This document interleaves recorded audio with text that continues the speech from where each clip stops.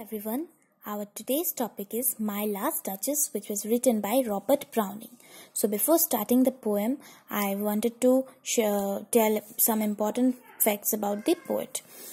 He was born on 7th May 1812 and he died on 12th of November 1889. He was a very famous English poet and playwright. He was a famous Victorian poet and also master of dramatic monologue. His notable works are The Ring and the Book, Dramatic Personae, Dramatic Lyrics, Pied Piper of Hamelin, etc. He married Elizabeth Barrett in the year 1846, who later became Elizabeth Browning, and went to live in Italy. So in the poem there are 28 rhyming couplets. It is a dramatic lyrics. And there are two imaginary characters. Imaginary characters are Fra Pandolf, the painter, and Claus of Innsbruck, the sculptor. Okay, so the characters are a Duke, who was called Duke of Ferrara. His name was Alphonsus II. The Duchess, Lucrezia de Medici, about whom the poem is written.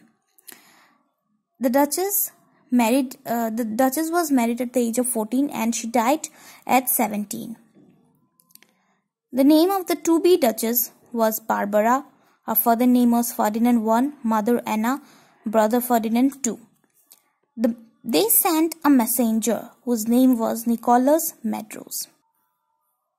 At first, we don't know who is the listener. The details are revealed throughout the poem. Duke is the narrator of the poem and he is narrating it to the messenger who was sent by another nobleman, that was sent by Ferdinand II. Here he asks to look at his duchess because in the painting she is looking alive. He gave Fra Pandolf the job to paint her portrait, and the reason behind this was that Fra Pandolf was a religious man and he will not show any interest in his duchess. He also told him to complete the portrait in one day, and it was also completed in one day. Most importantly, Duke didn't trusted his duchess and thought that she was a characterless woman and she was free with every man. But the original truth was that she was a kind-hearted lady. Her heart was clean, so anyone who helped her or do anything for her, she used to give much interest as she cared for the person's effort. Duke also said that the glow in her face is not because her husband's presence only.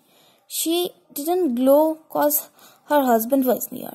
She might have smiled because Fra Pandolf has said something to her, and that made her smile and glow.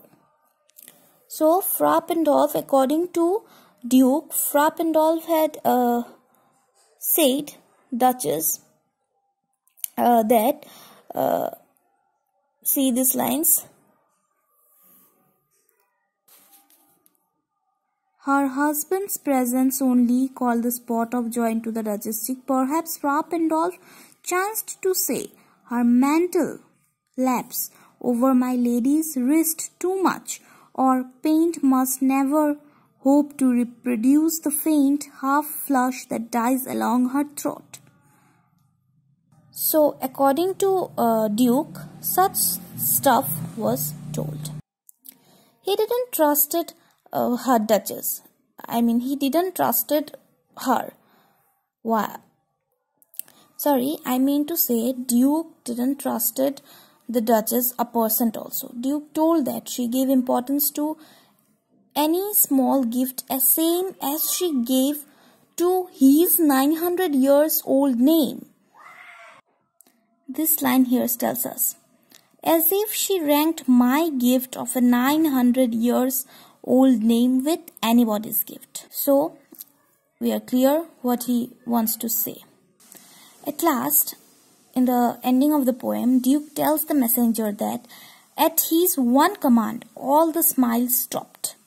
Here he means that the Duchess was being killed by him.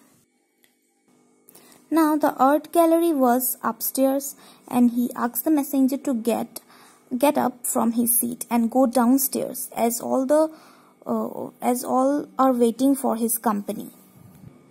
He also tells the messenger that to go and tell his master about the dowry that he will give in his daughter's marriage.